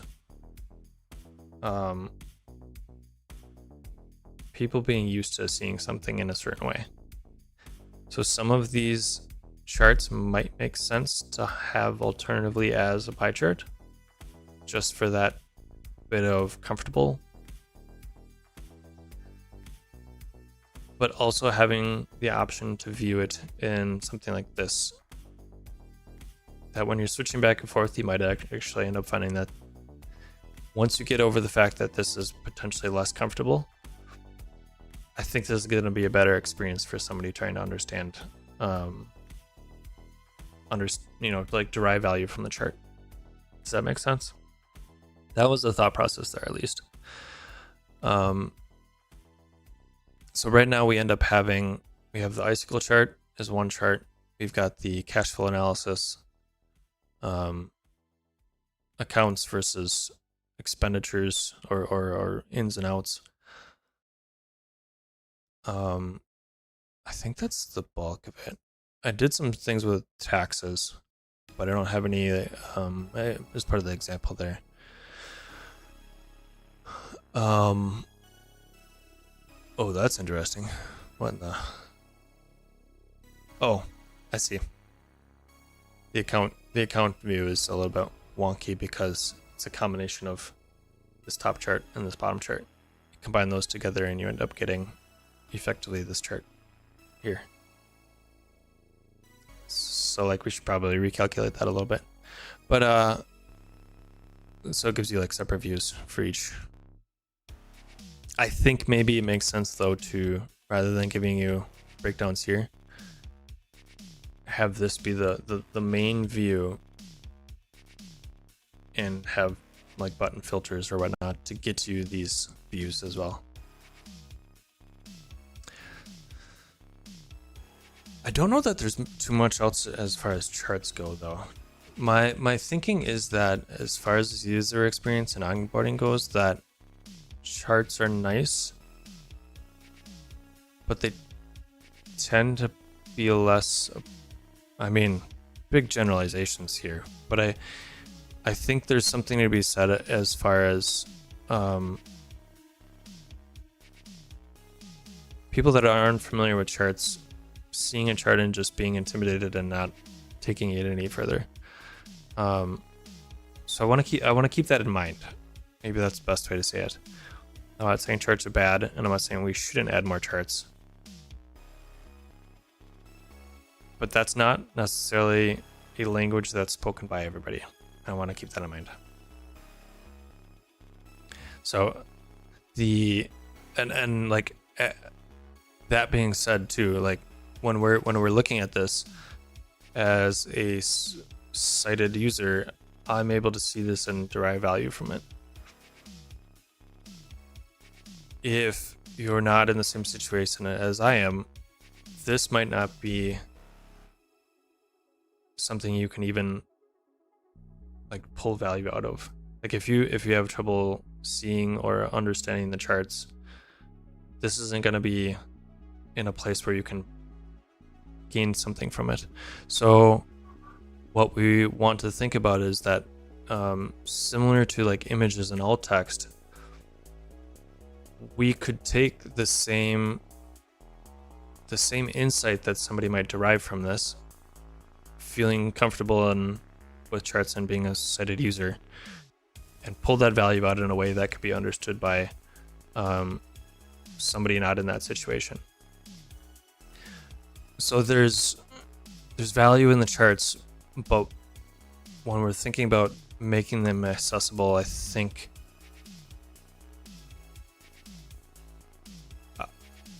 we definitely want to keep it in mind that we can pull insight from these charts and digest it in a way that can be understood by more groups of people than just the subset that this currently serves.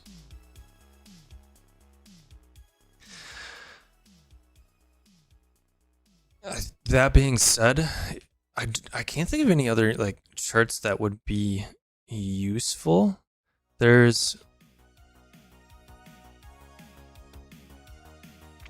We've got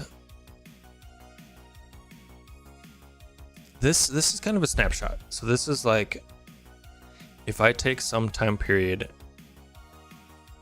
and within that time period I have ins and outs. What is that like comparison of ins and outs? But this doesn't necessarily give the whole picture because every in and out has a specific time or time frame or frequency that is attached to it.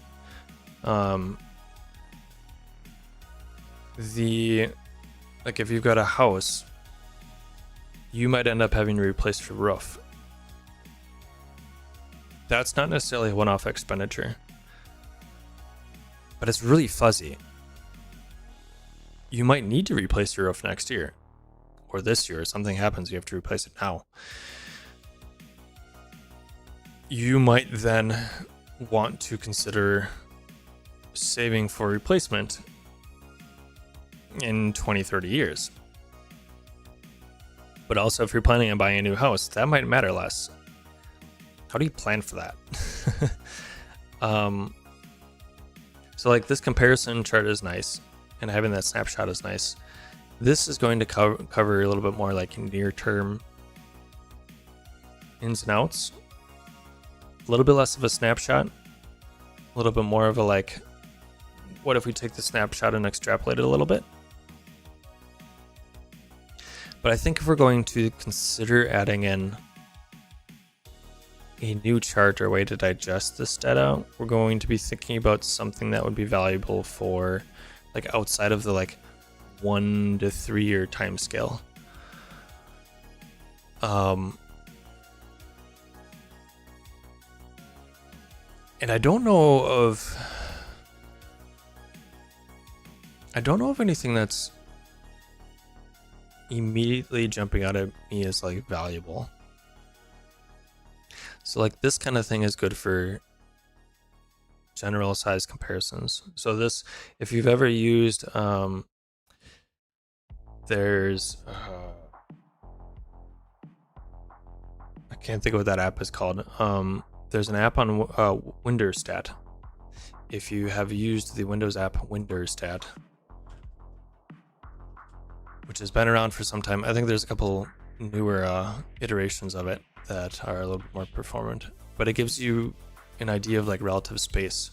So each one of these squares represents the size of a file.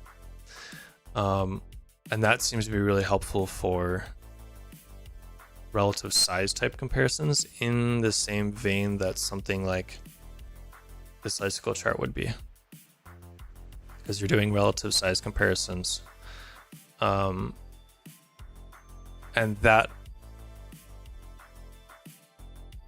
and the color coding helps like group some of this. I don't know that the grouping is going to be specifically helpful, and I'm also a little bit cautious about using colors as the only way to understand or make these groupings, because some folks cannot see all colors in the same way. So, and then we also want to then consider what would that look like in more of a text format.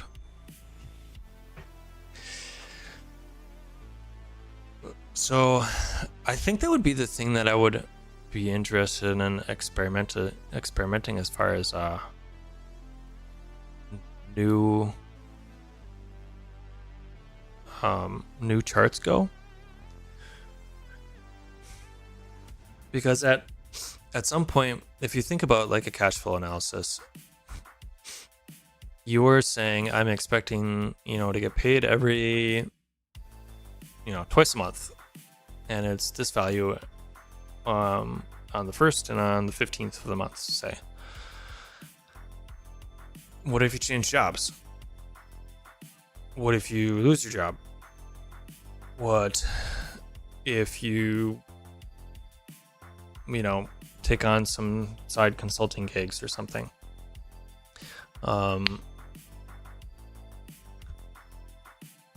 There's some variability in these values, and I think that variability increases the further along in time you go. You can maybe have a pretty decent prediction of what you're expecting for ins and outs for the upcoming year. And I think this is like part of what makes retirement planning so difficult. We have so many variables that go into it that even are like outside of our control. Inflation is probably that big one that always gets bandied about. Like, how do you represent that in a chart? And how can you think about that? There is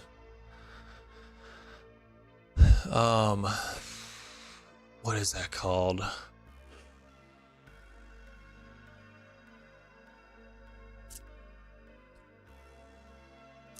There is a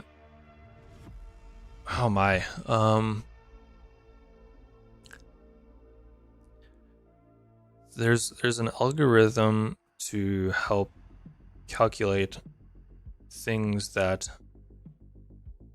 take into consideration that variability.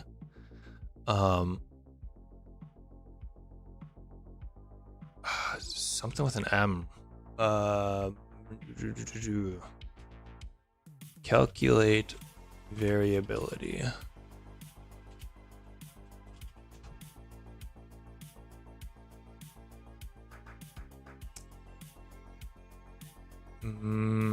Gosh, this is gonna really bother me.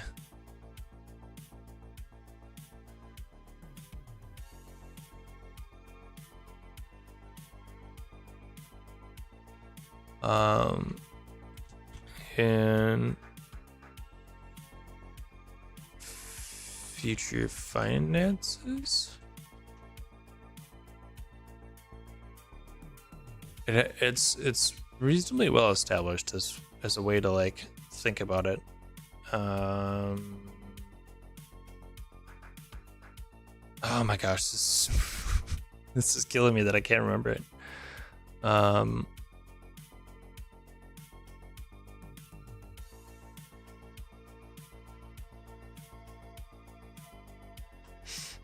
There was a whole app that was set up to do this too.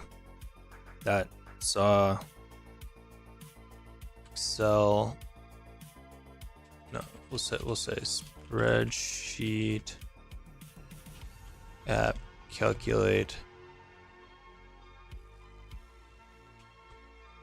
range variability.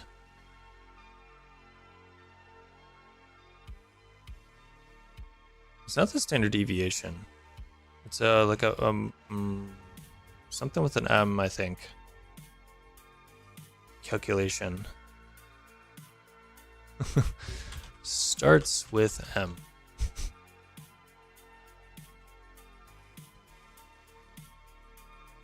Okay, yeah, I mean, there aren't great ones, yeah. There aren't great matches. I'm not surprised. Variance.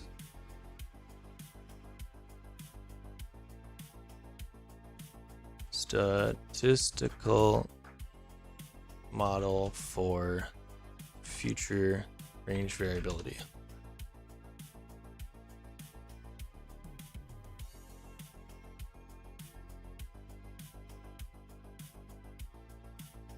Linear regression, of course.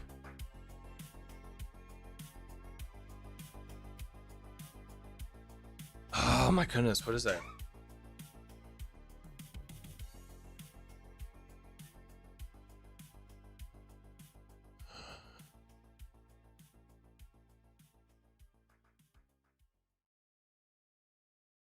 Forecasting?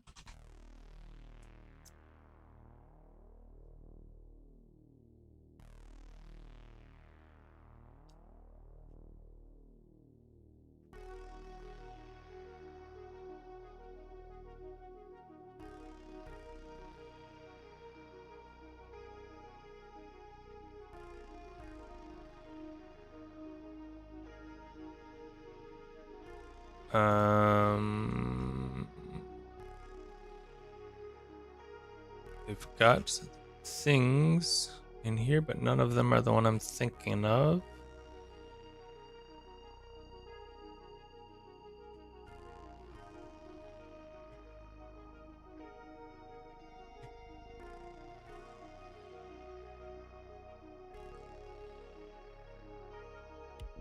Oh my goodness. Spreadsheet app. Range variability. Let's see if I can just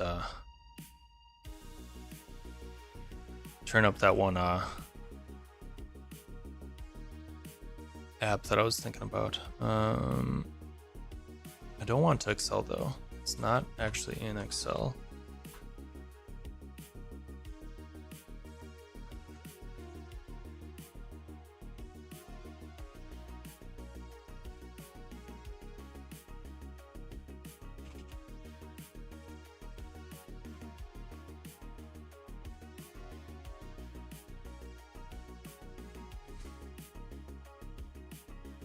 I'm not having any luck with this.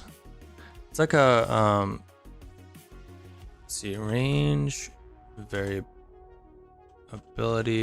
It's like a Mardi Gras. Yeah, let's go for it.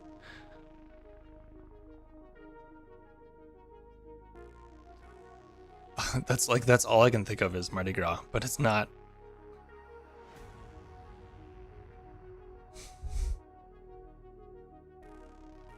What is it?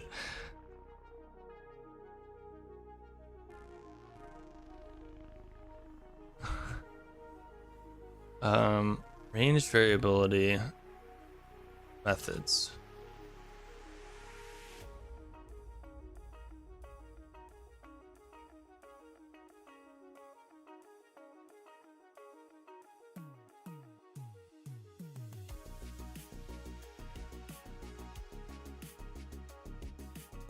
Let's try standard deviation versus.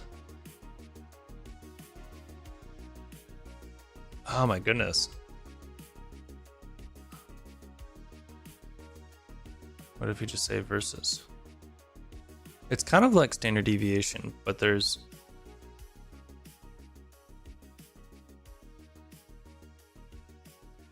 more that goes into the calculation.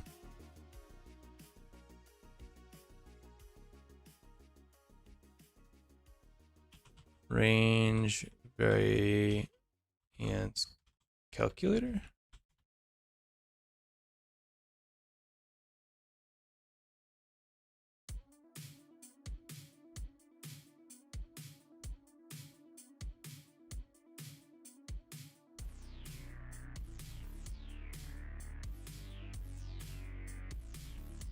Oh my.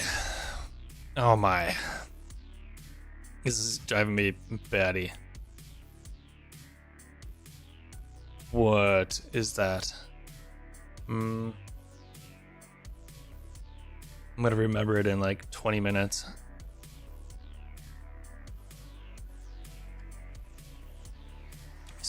Spreadsheet app options. Spreadsheet web app.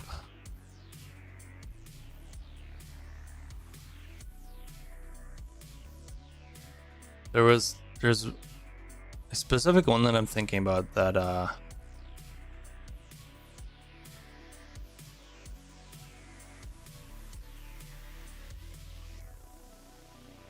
was implementing this as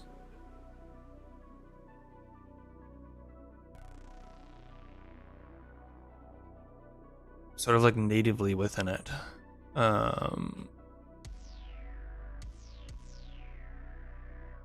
And I'm not seeing anything. Gosh, what is that? I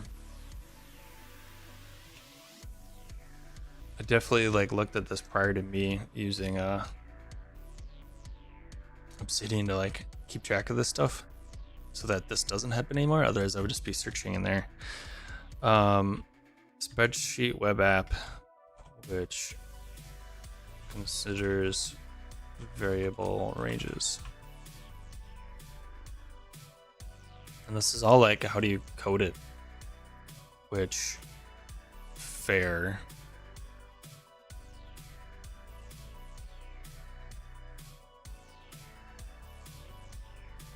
But also, this is not what I'm looking for.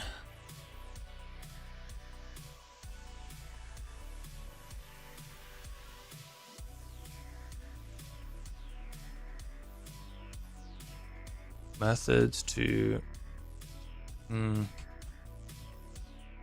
So there is, I kind of mentioned this in the homepage here. There's a movement called FIRE, or FI, which is the idea that you save a whole bunch of money up front and then retire early, but live in a modest way. Are you looking for like box plots? Ish. It's not specifically a chart. It's a way to calculate based on a whole bunch of variables with ranges. What's like a confidence interval of like this thing actually happening? So like with all these inputs of ranges, when it gets to 90 years old, what's the percent chance of you actually having enough money, basically, is like the calculation that I'm thinking about. And actually, did I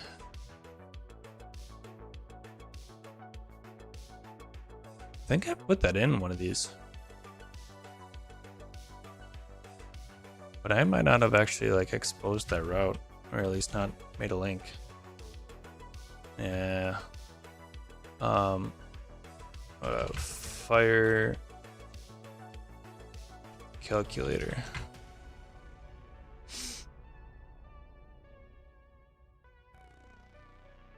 A bunch of these calculators tend to use it, or at least the like real deep ones.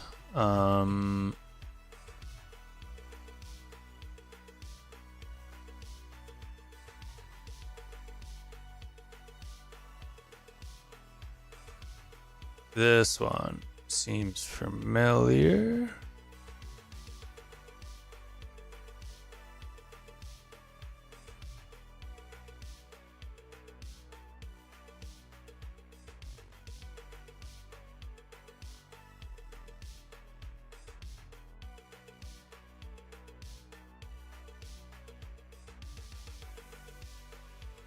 Demystifying the natural logarithm. So part of it is like the compound interest makes this calculation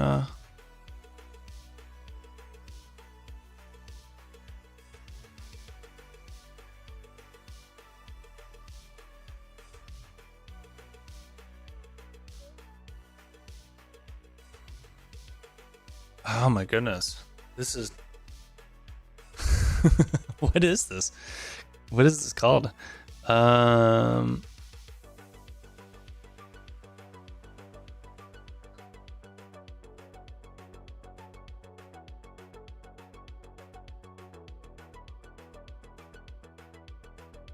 I just want to know what this term is for doing this calculation. I mean,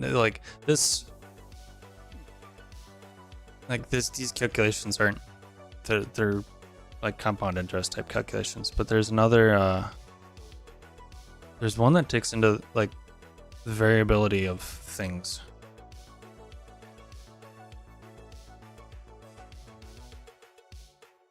Spending metals? Oh.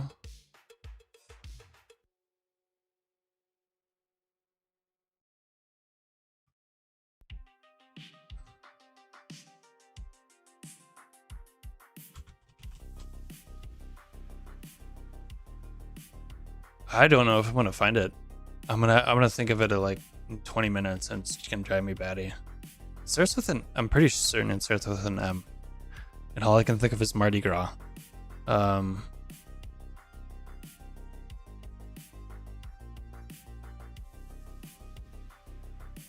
We're like so off the rails on this now, but I am. Oh, I gotta know.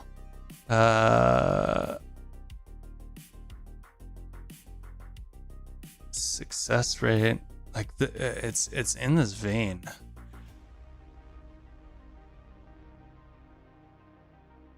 Historical data, spending.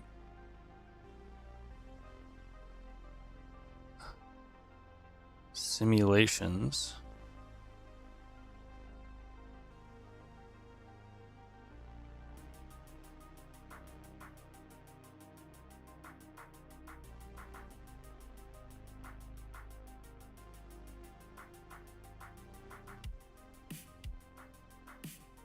You gonna help me out here, Vanguard?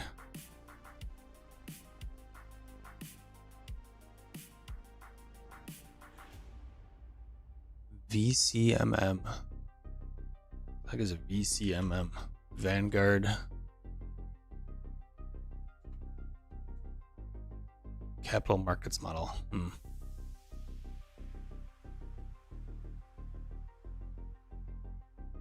I might just have to give up on this. I am thoroughly biffed by not remembering this.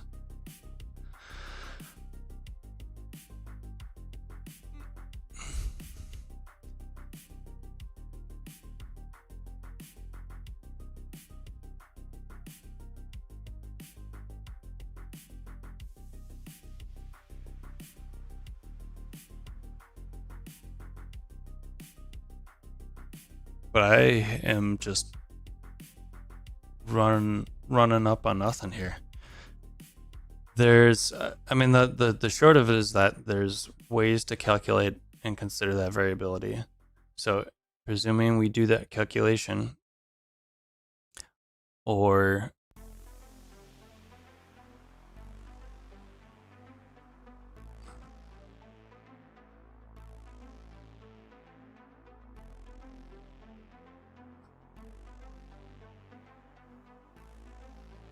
withdrawal rate.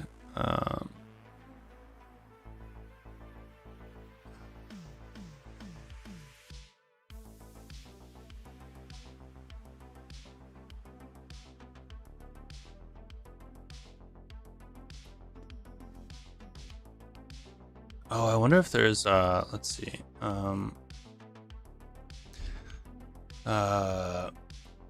Was it Mad Fientist? I think they did yeah,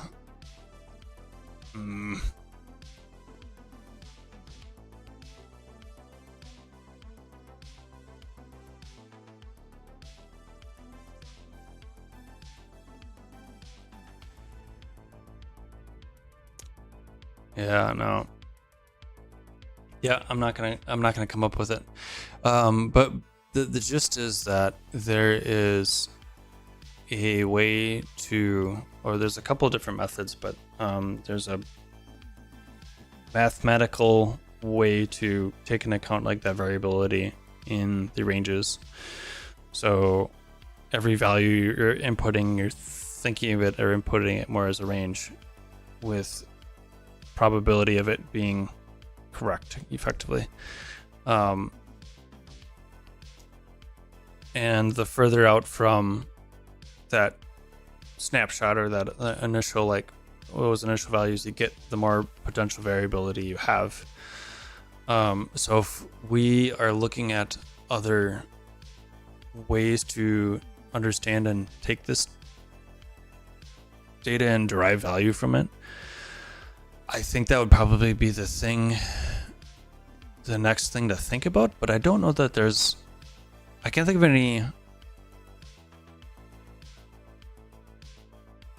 any like charts that would represent that well. And maybe so to Chris's note about box plots, I'm assuming that's like the candlestick. I think that's the same thing, where the line, rather than having a specific point, you have a line which represents that variability of that number. But it's more of it's less about the variability of a specific number, but more about the compounding variability. If you run a simulation where you basically end up hitting on the worst case scenario for every situation, your minimum for every number and your maximum for, or your minimum for like every income and your maximum for every expense, that's going to give you a drastically different value as compared to the opposite, where you're the luckiest person and everything goes right, and that range could potentially be large. Much more likely is that you're going to land somewhere in between there, but being able to like represent that in a digestible way, I think would be valuable. And I think we have the basis of like the information that we would need in